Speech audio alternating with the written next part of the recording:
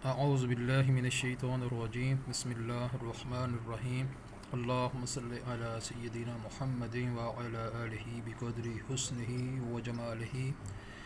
چند دن پہلے میرے پاس جمعیت علماء پاکستان کے مرکزی سیکریٹری جنرل سید صفدر شاہ صاحب میرے پاس تشریف لائے۔ ان کے ساتھ آرگنائزر امور نوجوانان جمعیت علماء پاکستان صاحبزادہ عثمان صاحب بھی میرے گھر تشریف لائے تھے، تو کافی باتیں ہوئیں جمعیت علماء پاکستان کے جو عروج و زوال کی داستان وہ بھی انہوں نے شیئر کی، اور ساتھ ہی انہوں نے مجھے بطل حریت مولانا عبدالستار خان نیازی رحمۃ اللہ تعالی علیہ، ان کی شخصیت کے اوپر محمد صادق قصوری صاحب نے ایک تصنیف لکھی تھی، وہ انہوں نے مجھے پیش کی۔ وہ تصنیف میں نے پڑھی، تو پڑھنے کے ساتھ کافی چیزیں جو پہلے پتہ نہیں تھیں ان کا پتہ چلا، اور کافی باتیں الحمدللہ پتہ بھی تھیں۔ تو ایک تو ان کا شکریہ کہ انہوں نے مجھے گھر آ کے میری بڑھائی، عزت افزائی کی۔ اللہ پاک ان کا میرے گھر میں آنا ان کے لیے اور میرے لیے باعث اجر و ثواب بنائے، آمین۔ تو اب تھوڑا سا تذکرہ کرتے ہیں مولانا عبدالستار خان نیازی صاحب کا۔ عبدالستار خان نیازی صاحب ضلع میاں والی میں پیدا ہوئے، اور ان کی جو جائے پیدائش ہے، جائے پیدائش ان کی عیسیٰ خیل میں ہے، اور گاؤں کا نام ہے پنیالہ، اور ان کی جو تاریخ پیدائش ہے وہ 1 اکتوبر 1915 ہے۔ تو نیازی صاحب ماشاءاللہ ایم اے ہیں، عربی میں بھی اور اسلامیات میں بھی، اور 1939 میں ان کی ملاقات دہلی میں ہوتی ہے حضرت قائد اعظم رحمۃ اللہ علیہ سے۔ تو ان کا بہت کردار ہے تحریک پاکستان کے جو ہراول دستہ تھا، مسلم اسٹوڈنٹس فیڈریشن کے یہ تیسرے صدر بنے تھے۔ اچھا، اس کے بعد ان کے بارے میں یہ بھی آتا ہے کہ انہوں نے پوری زندگی شادی نہیں کی، اور شادی کی قسم انہوں نے یہ اٹھائی تھی کہ جب تک ملک پاکستان جس مقصد کے لیے حاصل کیا گیا ہے وہ مقصد حاصل نہیں ہوتا، نظام مصطفیٰ صلی اللہ تعالیٰ علیہ وآلہ وسلم کا نفاذ صحیح معنوں میں نافذ نہیں ہوتا، اس وقت تک میں شادی نہیں کروں گا، کیونکہ جب بندہ شادی کر لیتا ہے تو پھر مصروفیات اس کی ڈائیورٹ ہو جاتی ہے۔ تو کرنا خدا کا یہ ہوا کہ بے حد تگ و دو کرنے کے باوجود وہ اپنے مقصد میں نظام مصطفیٰ صلی اللہ تعالیٰ علیہ وآلہ وسلم کے نفاذ میں ملک پاکستان میں وہ کامیاب نہ ہو سکے، اور اسی حسرت کے ساتھ ہی وہ دنیا سے کوچ کر گئے۔ اور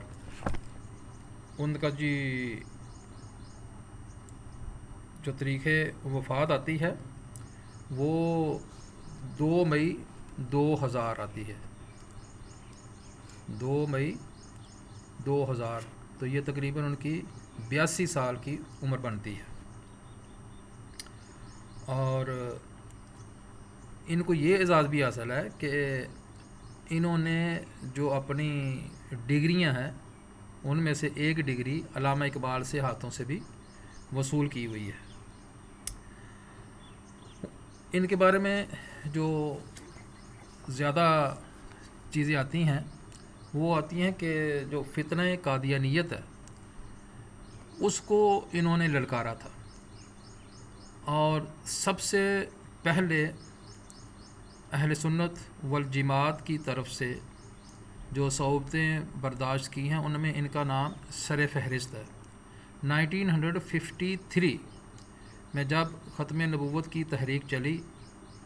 تو یہ ایک جگہ پہ جلسہ کرنے کے لیے جب پہنچے تو وہاں پہ فائرنگ ہو گئی۔ فائرنگ میں ہوا یہ کہ جو پولیس کا افسر تھا وہ مارا گیا۔ اب اس میں ان کو نامزد کر دیا گیا اس قتل میں،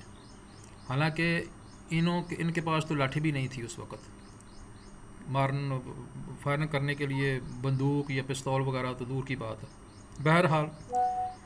فوجی عدالت میں مقدمہ چلتا ہے اور ان کو سزائے موت کی سزا دی جاتی ہے، اور جب سزائے موت فوجی افسر اناؤنس کرتا ہے اور وہ کہتا ہے کہ نیازی صاحب یہ اس کے اوپر دستخط کر دیجئے، تو آپ نے دستخط کرنے سے انکار نہیں کیا، بلکہ آپ نے فرمایا کہ میرا پھانسی کے پھندے پر جھولنا ہی دستخط ہوں گے۔ خیر، جب آپ کو کال کوٹری میں بند کر دیا تو وہاں پہ یہ 6 دن اور 7 راتیں رہے،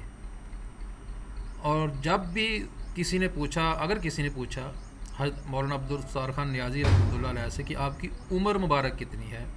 تو وہ اکثر فرمایا کرتے تھے کہ میری عمر 6 دن اور 7 راتیں ہی ہیں، جو میں نے ختم نبوت کے سلسلے میں جیل میں گزاری ہیں، قید و بند کی جو صعوبتیں برداشت کی ہیں، میری زندگی وہ 6 دن اور 7 راتیں ہی ہیں۔ بہرحال جب ان کی سزائے موت کے خلاف اپیل کی گئی اور پوری دنیا میں، ملک پاکستان میں خصوصاً اور پوری دنیا میں شدید احتجاج ہوا ان کی سزائے موت کے خلاف، تو حکومت پاکستان مجبور ہو گئی، تو پھر انہوں نے پہلے اس کو عمر قید میں تبدیل کیا اور پھر ان کو رہا کر دیا گیا۔ پھر انہوں نے ایوب خان کی ڈکٹیٹرشپ کا بھی مقابلہ کیا، بھٹو صاحب کو بھی للکارا، اور انہی بزرگوں کے ہی وجہ سے جب 73 کا قانون پاس ہوا تو اس میں باقی علماء کے ساتھ ساتھ مولانا عبدالستار خان نیازی رحمۃ اللہ علیہ کا بھی کلیدی کردار ہے اسلامی شکیں ڈلوانے میں اور قادیانیوں کو کافر ڈکلیئر کرانے میں۔ یہاں ایک بات اور بھی ضروری منشن کرنا چاہوں گا کہ اب مولانا عبدالستار خان نیازی قیام پاکستان سے پہلے جو الیکشن ہوئے تھے، ان الیکشن میں حضرت قائد اعظم رحمۃ اللہ علیہ نے مسلم لیگ کا ان کو ٹکٹ عطا فرمایا تھا اور یہ اپنی سیٹ پہ الیکٹ ہوئے تھے، تو پارلیمانی تاریخ بھی ان کی بہت وسیع ہے۔ پھر یہ وفاقی وزیر بھی رہے، سینیٹر بھی رہے، جمعیت علماء پاکستان 2 دڑوں میں تقسیم ہوئی تو یہ نیازی دڑے کے یہ سربراہ بھی رہے، اور ان کا رجحان، ان کی قربتیں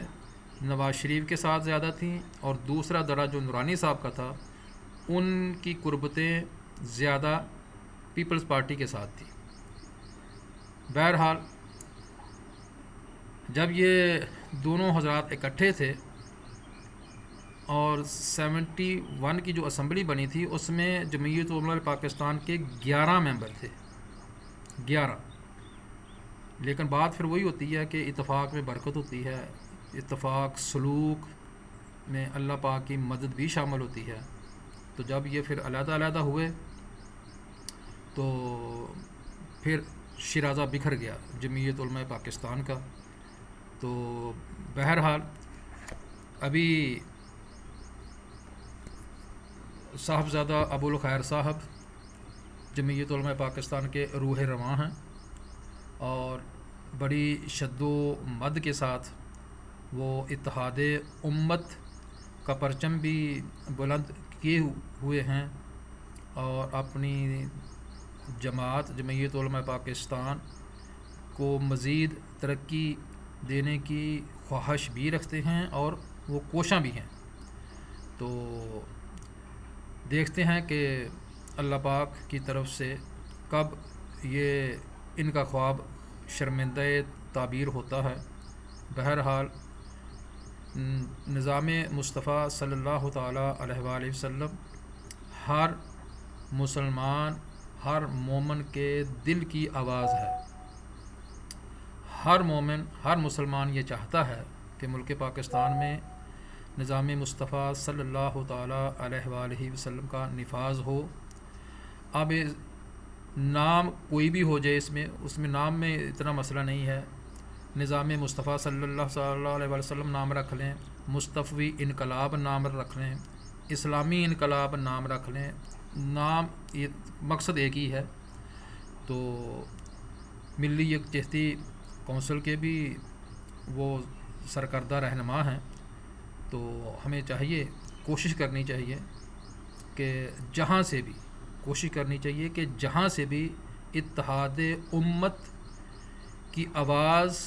ہمارے کانوں تک پہنچے تو ہمیں اس کے اوپر لبیک کہنا چاہیے. شاید یہی لبیک ہماری دنیا و آخرت سنوارنے کا باعث بن جائے. تو دعا ہے اللہ پاک ہم سب کو نبی کریم صلی اللہ تعالیٰ علیہ وآلہ وسلم کی امت کی بلاح کے لیے، فلاح کے لیے کام کرنے کی توفیق عطا فرمائے. السلام علیکم ورحمۃ اللہ وبرکاتہ.